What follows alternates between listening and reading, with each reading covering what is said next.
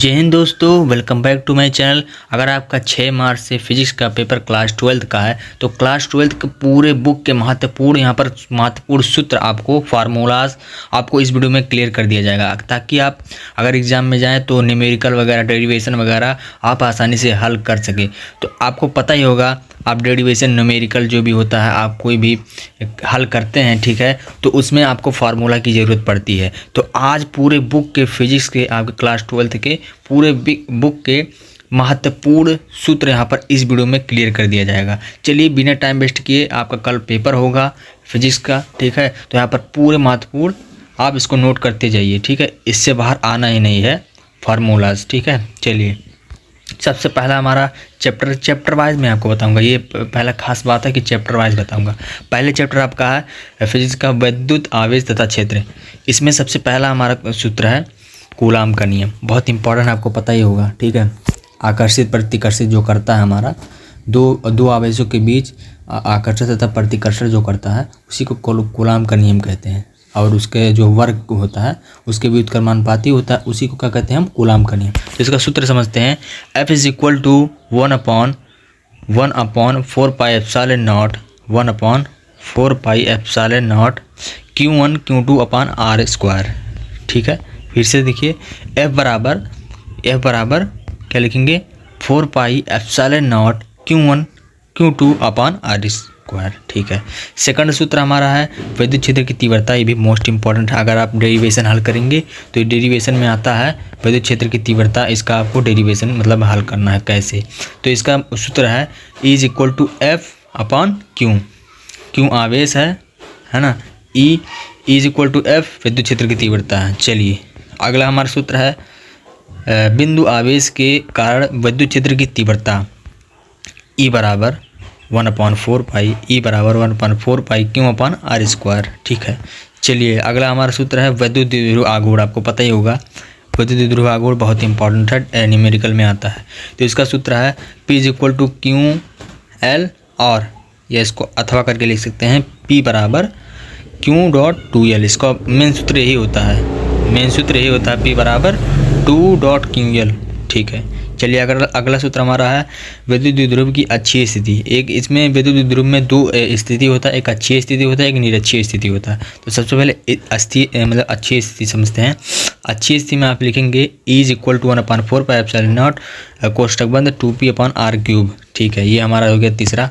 अगला हमारा निरक्षीय स्थिति आ जाता है। निरक्षीय स्थिति में आप लिखेंगे, उसमें देखिए अक्षीय स्थिति में था E is equal to 1/4 pi upon 2 upon R cube, और इसमें देखिए E is equal to 1/4 pi same to same है, बस इसी की जगह पे 2p यहाँ पर है और यहाँ पर p है।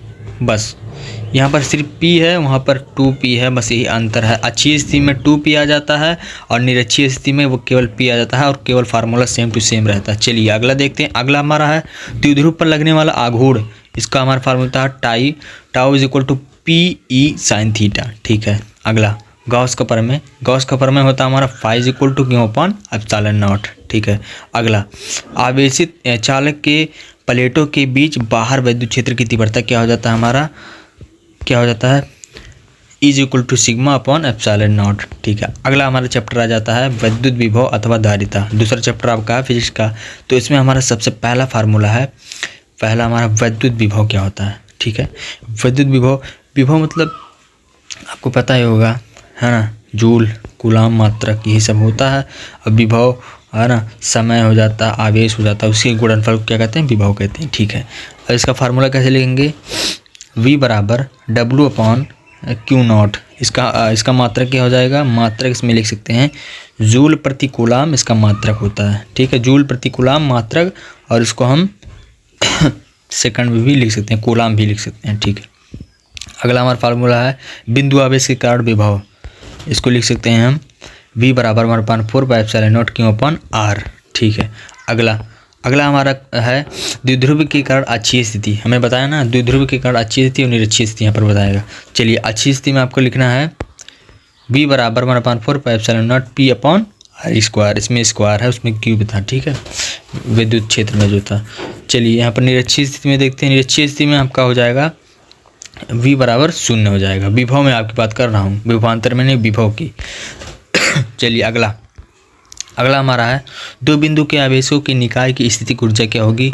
इसको आप लिख सकते हैं यू बराबर लिख सकते हैं स्टूडेंट यू बराबर 1/4πε0 Q1 Q2 अपॉन आर बस। ठीक है, इसको लिख सकते हैं यू को हम क्या कहते हैं, यू को क्या कहते हैं वस्तु की दूरी, इस प्रकार से। नेक्स्ट विद्युत धारिता क्या होता है। विद्युत धारिता की फार्मूला आप लिख सकते हैं C बराबर Q upon V, Q is equal to CV।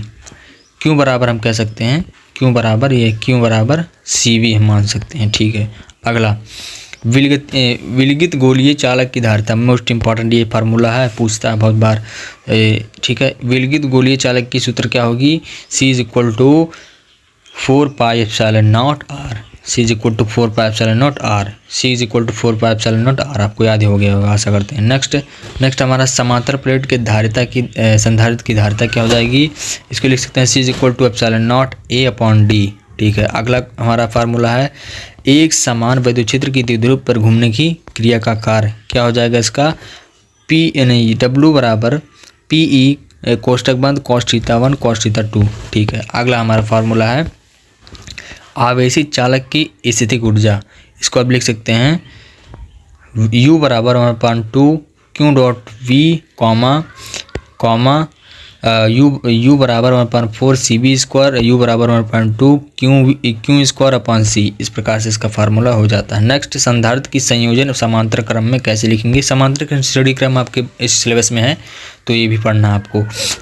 इसको समांतर क्रम में सबसे पहले क्या लिखेंगे, समांतर क्रम में क्या होता है कि आपको C is equal to C1 C2 C3 dot CN यहाँ पर लिख सकते हैं, और यहाँ पर श्रेणी क्रम में क्या होता है, बस 1/C1 1/C2 1/C2, इसमें plus plus same to same होता है, बस इसमें होता है डायरेक्ट लिख दो और इसमें बटे करके लिख दो, बस सेम टू सेम वही सब होता है। नेक्स्ट हमारा है आवेशित संधारित्र की प्लेटों के बीच ऊर्जा घनत्व, इसको आप लिख सकते हैं U बराबर 1/2 ε0 E स्क्वायर, वेरी इंपॉर्टेंट है ये।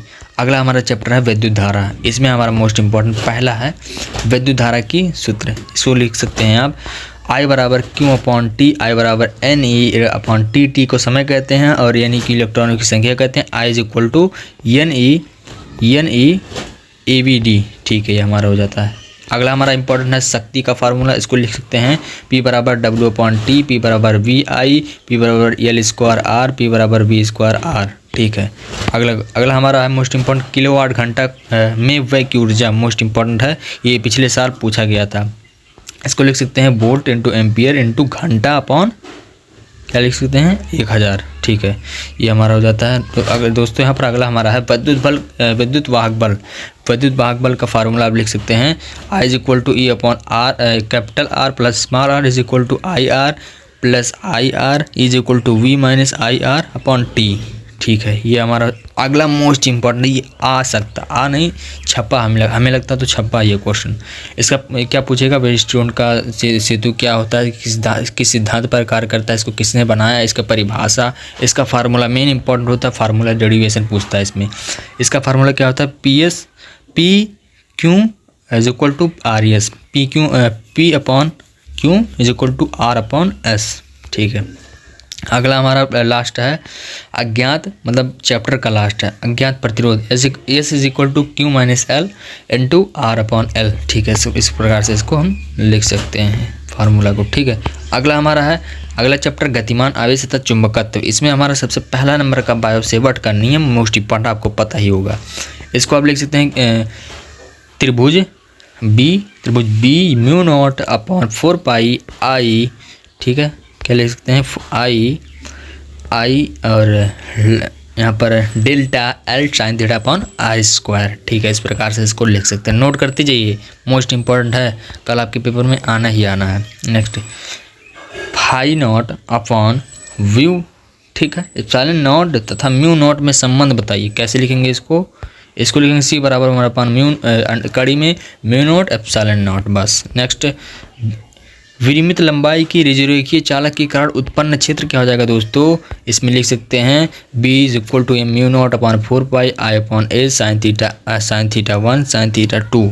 ठीक है, मोस्ट इंपॉर्टेंट है, किस लिए यूज किया जाता है, जब विनिमित लंबाई रेखीय चालक में कारण उत्पन्न होता है, चुंबकीय क्षेत्र उत्पन्न होता है, तभी ये हमारा डेरिवेशन में यूज किया जाता है। नेक्स्ट नेक्स्ट हमारा है वृत्ताकार। वृत्ताकार धारावाही लूप के केंद्र पर उत्पन्न चुंबकीय क्षेत्र के बारे में क्या लिखेंगे आप? अगर ये सारा हमारा डेरिवेशन आ गया तो आप लिखेंगे B is equal to mu naught I upon 2R।